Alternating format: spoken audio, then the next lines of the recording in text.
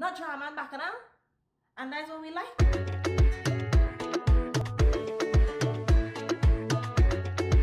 I don't know about you, but I like to read Russian Mafia.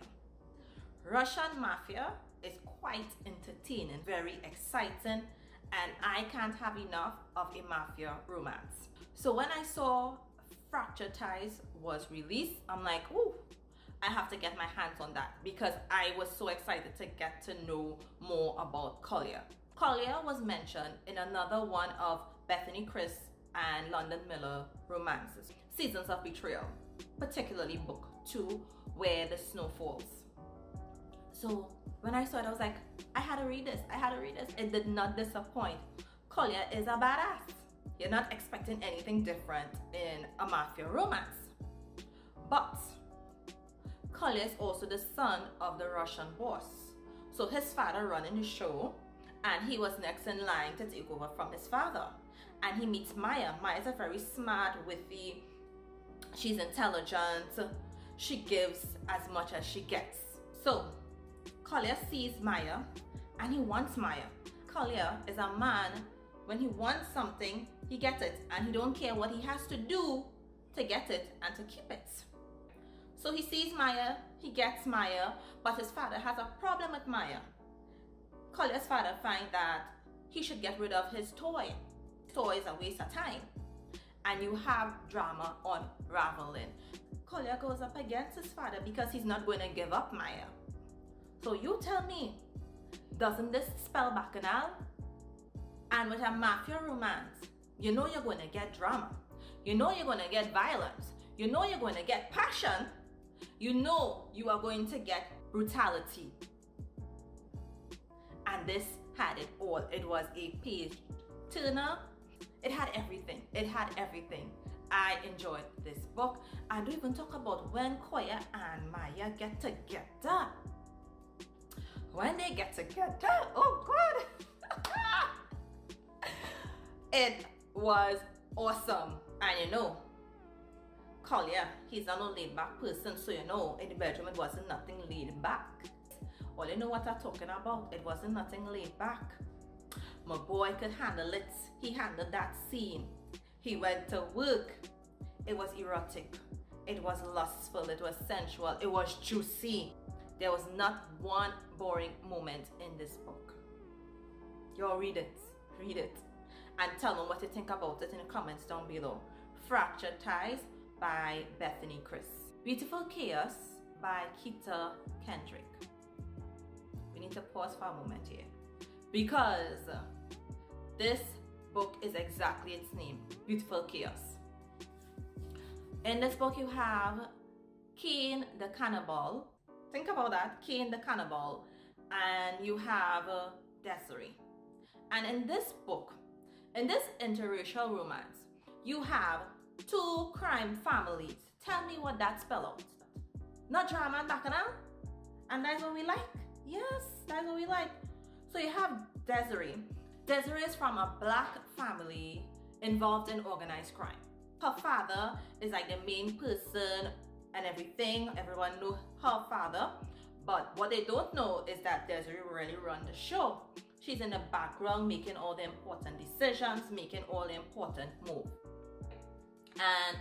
And her father makes arrangements for Desiree to marry someone from another organized crime family. Okay, she's like, what I gonna do? I can't do nothing because something happened and she doesn't have a choice. So she goes and she meets this person, and like organized crime, there's always something happening. And something happens and he leaves his brother Cain to protect Desiree. Desiree see this man. Desiree is like, you know what? I'm going to get married. I might as well try to take a little last chuck, a little last something, right? Because I won't be able to do it after that. So she see Cain and she likes Cain and she lusts after Cain and she wants, they have this sort of chemistry, this sort of attraction. And Cain is fighting it. He's like, no. He's like, no, I am here to protect you. I am the family executioner. You are also my brother's fiance. I'm not doing it. Well, you know, when push come to shove, because you had life or death situations, you really start to think over, this is how I want to go, boy. And regardless of how he tried to fight, he was very tempted. He crossed the line. He crossed the line, and when he crossed the line, y'all, it had this particular scene in this book. I was like, how this woman think about writing this? It was so good. It was very erotic. It was very sensual. It was hot. And Kane and Desiree already had good chemistry. So you already know things was on fire. So this book follows Kane protecting Desiree because Desiree's father disappears. And everyone assumed that Desiree would know where the father is because persons want to know where this bookkeeper is. They believe if they find a bookkeeper, they would know where the father is. So they go behind Desiree. But it had a little twist and it had a little plot. But I'm not going to tell you the twist on the plot because it was good. I was like, what the hell? So, you know, it's always a good story when you have family drama, when you have organized crime, when you have violence, and people pulling out guns. You know you had drama. You know it's good. It's good. Take a read. Take a read. These last two books that made it on the list of the best books that I read in 2020 are really good. It's adventurous, it's intriguing, it's dynamic. The storyline is amazing. There are twists, there are turns, there are secrets, there are betrayals, there are lies, which makes for a great book. I'm talking about Crown and Destiny and Claiming the Dragon King by Amelia Hutchins. I don't know if you're familiar with this writer, but I am, and let me tell you, she is very creative in her stories that she writes. I don't know how this woman brain operates, but the scenes, the action, the adventure in this book, it's really good. Crown and Destiny is book 7 in the Fae Chronicles. I have read every single book in this series. For persons who don't know the Fae Chronicles and are not familiar with this series, let me tell you something. I've taken it to book 1, Fighting Destiny. You have Ryder and you have Sin. You have Sin or Cynthia. Cynthia, in book 1, she's a witch. She's a powerful witch and she's part of a guild that is tasked with protecting the humans from the Fae. So this is like a fantasy, paranormal type of romance. So she's tasked with that. In comes Ryder. Now Ryder, he is, in book 1, the Prince of the Horde, which is a subtype of Fae. So you have different types of Fae. So he's part of the Horde. He's the Prince of the Horde, and he is next in line to become the Horde King. And Cynthia and Ryder, they meet up, and book 1 is hot. Cynthia is not a laid-back kind of girl, no. Cynthia, she can fight, she is witty, she is smart, and she has attitude, and I love it. And she gives Ryder it. She gives Ryder it. The sensual scenes in this book is hot. It's hot, it's hot. Let me tell you, we need to change your undies. It's that hot. It's that hot. Just like book 1, you see Cynthia evolve, because you know what?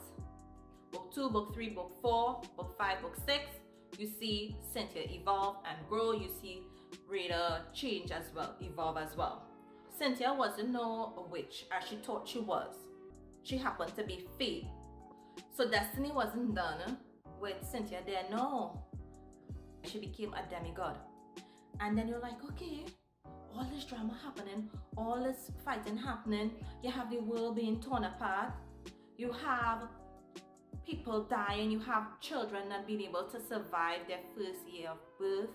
You have so many things going on in this book, so many twists and turns going on in this particular series. When you get to book 7, you're like, okay, nothing else again could happen. But it had more happening. Cynthia, who thought she was human, became a god because of something that her mother did. So I'm not going to talk about anything. Who is her mother? Why did mother do it? No, I'm not going to talk about that. You have to read the series.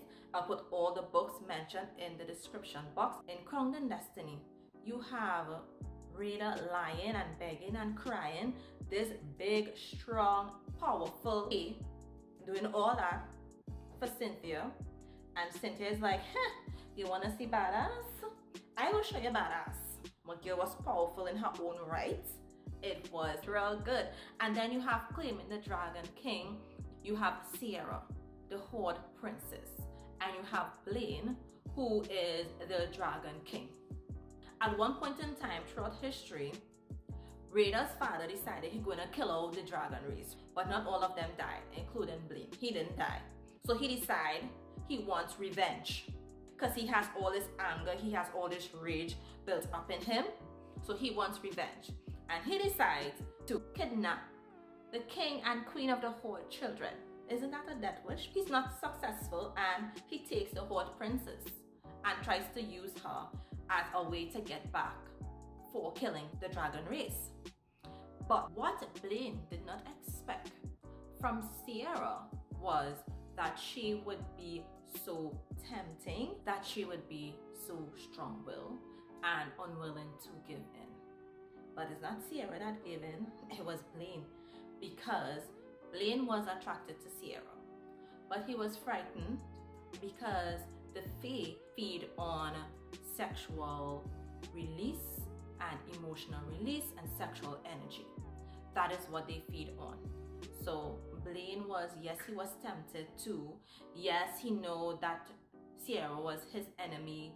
Yes, he knows that he shouldn't cross that line, but he gave in. And when he gave in, it was so good. So just reading this sort of captive and capturer kind of storyline was very entertaining. It was exciting. It was phenomenal. This story is magnificent. It is marvelous. It is amazing. Blaine and Sierra,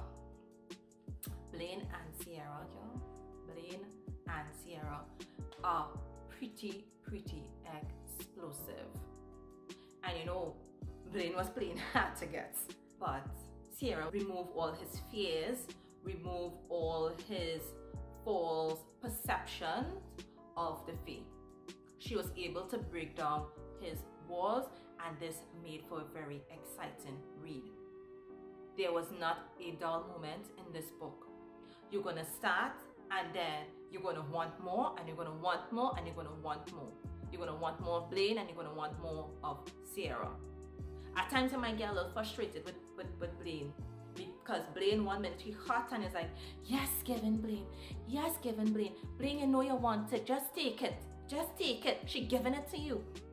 And then other times it's like he's like, nah, I'm not doing that. No, I can't. No. You people kill out my people. And he had that sort of mentality, but she break down that wall. That brings me to the end of the best books that I read in 2020. Tell me, what were some of the best books that you read in 2020? Have you heard of any of these authors? If you have, you know, leave a comment down below. I am going to read more books from these authors. I think they're pretty exciting. As I said in my first video, I do not have any particular preferences when it comes to romances. I love interracial romance. I love fantasy / paranormal romance. I love mafia romance. I love MC romance. Like, just give me more. Just give me more. Brings me to the end of my video. Don't forget to subscribe, like, leave a comment, and hit that notification bell. See you when I drop a next one.